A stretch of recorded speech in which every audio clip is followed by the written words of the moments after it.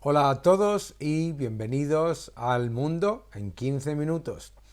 Entre las noticias más importantes que podemos desglosar, debemos recordar el riesgo del cierre de gobierno en Estados Unidos. El gobierno de Estados Unidos podría entrar en lo que se llama un cierre si no se llega a un acuerdo entre los republicanos y los demócratas. El cierre de gobierno de Estados Unidos parece una anomalía para los ciudadanos de muchos países del mundo, pero es un factor esencial para controlar el nivel de gasto de las administraciones. Como ocurre también con las negociaciones del techo de deuda, este cierre de gobierno reduce las ansias de los distintos gobiernos de aumentar masivamente el déficit y, por lo tanto, puede que haya un periodo que llegue hasta a lo mejor un mes en el que el gobierno deje de funcionar. En Estados Unidos, la administración Biden ha llegado a una decisión de financiar durante unos 45 días los programas esenciales para evitar ese cierre de gobierno y que los funcionarios tengan que irse a sus casas, se cierren las oficinas federales, etc. Sin embargo, lo importante en este entorno es recordar algo muy importante.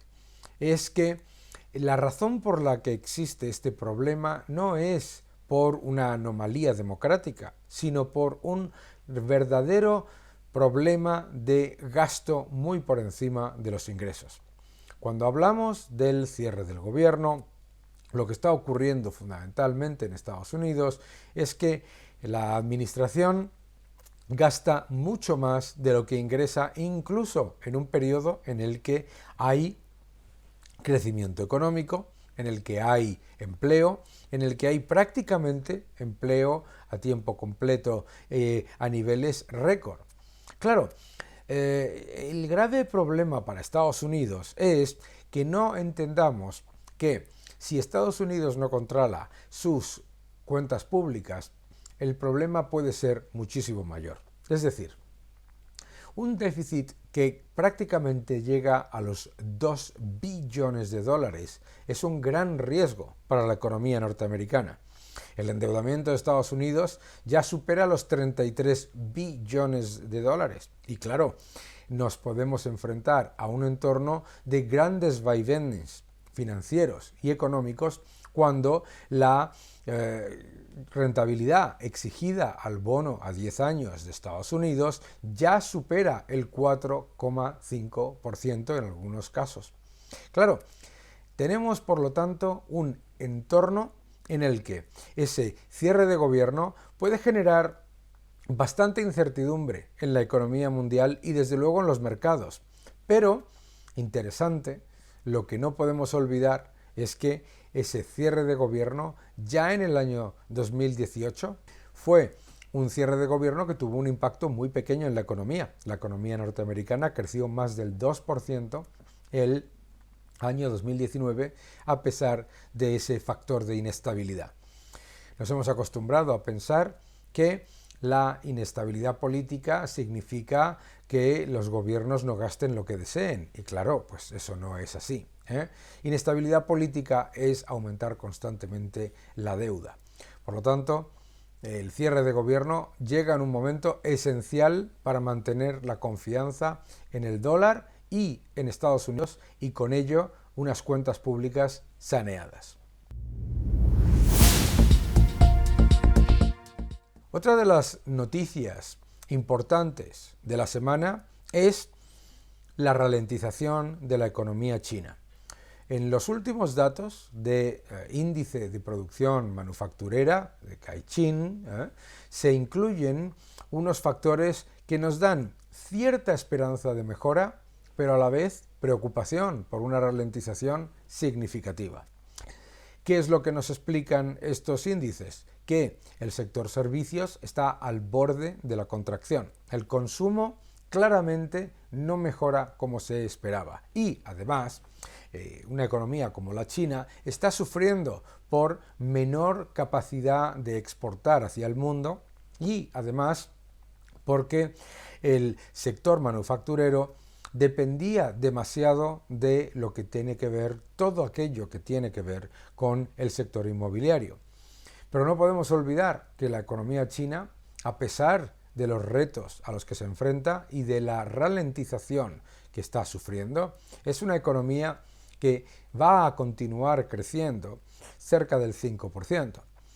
De hecho, en un año en el que el crecimiento global se acerca al 3% en el mejor de los casos de las estimaciones, en el que la eurozona está cerca del estancamiento económico y en el que Estados Unidos tiene ciertos riesgos por el riesgo de una posible recesión a medio plazo, pero también el riesgo de un cierre de gobierno, la economía china va a mantener el impulso de la economía global con un crecimiento que se acerca más a lo que consideraríamos normal para una economía del tamaño de China, ahora que el impulso del sector inmobiliario y de la construcción no están generando ese nivel de crecimiento que era en realidad bastante artificial. Por lo tanto, los datos de ralentización de China son perfectamente normales en un proceso de digerir una burbuja inmobiliaria. De hecho, si pensamos en economías desarrolladas, sabemos que ha habido muy pocas economías desarrolladas que hayan podido crecer en un entorno de riesgo de ruptura o de pinchazo de burbuja inmobiliaria. La mayoría entraron en inmediata contracción. China, por lo tanto, probablemente sea, con todos los riesgos de la ralentización, una de las pocas economías globales que refleje crecimiento por encima de la media del mundo en un año en el que el reto del sector inmobiliario se hace más evidente. Latinoamérica se enfrenta a un periodo de muy bajo crecimiento y elevada inflación. El populismo en Latinoamérica ya gobierna en más del 60% del Producto Interior Bruto de la región. Y eso se refleja en que, por ejemplo, Chile, un país que mostraba mayor crecimiento y mejores tasas de mejora y de desarrollo económico que los países cercanos, ahora se encuentre en un entorno de incertidumbre que genera, por supuesto, una fuerte caída de los indicadores económicos. Chile entra en estancamiento, Colombia crece, pero crece muy poco y con elevada inflación. Argentina se encuentra en un estado de recesión económica y además elevadísima inflación, que supera el 120% anual, y lo que es la región latinoamericana se queda muy lejos del potencial que podríamos considerar normal para una economía que tiene todas las capacidades. A pesar de la mejora de las materias primas, a pesar del entorno global de demanda de los productos que normalmente exportan los países de Latinoamérica, ese populismo y esa inseguridad jurídica está reduciendo la capacidad de estos países de crecer. Latinoamérica se enfrenta, por lo tanto, a una década perdida.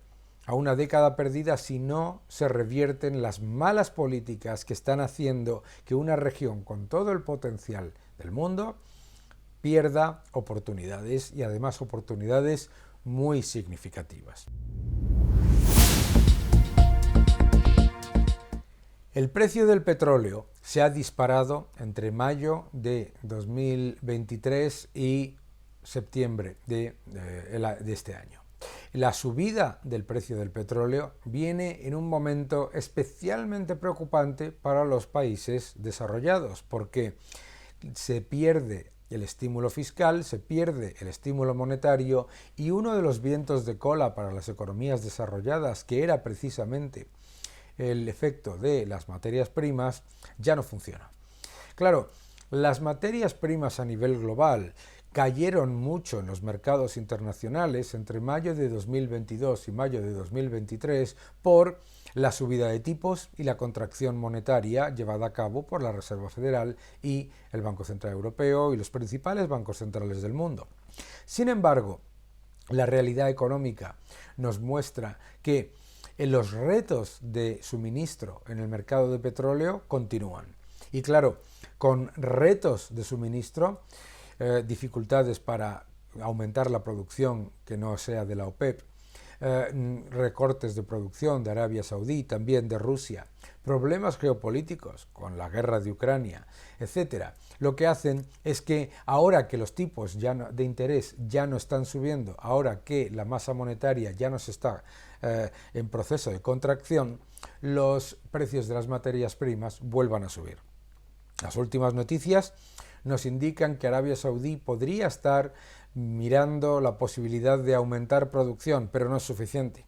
No es suficiente porque lo que realmente se necesita para que el precio del petróleo vuelva a los niveles de mayo de 2023 es mucha mayor producción no OPEP. Y la decisión equivocada de la administración Biden y de la eurozona de prohibir y limitar la inversión en sus propias reservas, en sus propios activos, lo que hace es que sea más difícil aumentar la producción no OPEP en un entorno de creciente riesgo geopolítico. La guerra de Ucrania no solamente continúa, sino que está generando ya importantes elementos de división a nivel mundial entre distintos países que se encuentran en un mundo cada vez más polarizado. Si atendemos a la realidad de los últimos datos económicos, esto significa que el mundo, a nivel agregado, está creciendo a tasas muy bajas y además con un peligro muy importante, que es el del proteccionismo. Están aumentando las medidas proteccionistas tanto en los países orientales o los países más cercanos a China como en los países occidentales y más cercanos a Estados Unidos. El aumento del proteccionismo no defiende a nadie y, lo más importante, solamente empeora la situación para las economías. Debemos darnos cuenta que este peligroso aumento de medidas proteccionistas, que ya se cuenta por docenas desde el año 2020, pero que se ha acelerado particularmente en el año 2023, con nuevos impuestos, nuevos aranceles, nuevas limitaciones a la importación de productos de los países de todo el mundo, genera un gravísimo problema económico porque, además de generar mayor inflación, efectivamente, al limitar las posibilidades de comercio global, incuestionablemente también deja a las economías más pobres con menos posibilidades de recuperarse y de converger con las economías más desarrolladas. En el año 2023, según indican las últimas noticias, ha sido uno de los años con mayor aumento de medidas proteccionistas y eso, claramente, hace mucho daño a la economía mundial. Los últimos datos de la eurozona son datos que reflejan que, aunque no se entra en crisis, la economía pierde ímpetu. Sin embargo, el último dato de empleo de la eurozona es un dato positivo. Continúa reduciéndose el paro y por ello es más difícil esperar una contracción económica o una gran recesión. Por lo tanto, lo que está claro es que la reducción de los estímulos monetarios por parte del Banco Central Europeo no ha generado el impacto negativo que muchos temían. Pero no podemos olvidar que el Banco Central Europeo todavía no ha terminado sus subidas de tipos y que el efecto sobre la economía no se percibe hasta al menos entre 14 y 18 meses después de la última subida de tipos. Por lo tanto, conviene ser cautelosos. Las subidas de tipos de interés se han frenado, pero eso no significa que los tipos de interés vayan a bajar. El impacto sobre la economía de momento es relativamente bajo, pero eso no significa que no vaya a haber importantes impactos negativos a medio plazo. Tenemos que prestar atención a la gran cantidad de vencimientos de deuda del año 2024 y 2025. Muchísimas gracias por su atención, gracias por seguirnos en El Mundo en 15 minutos.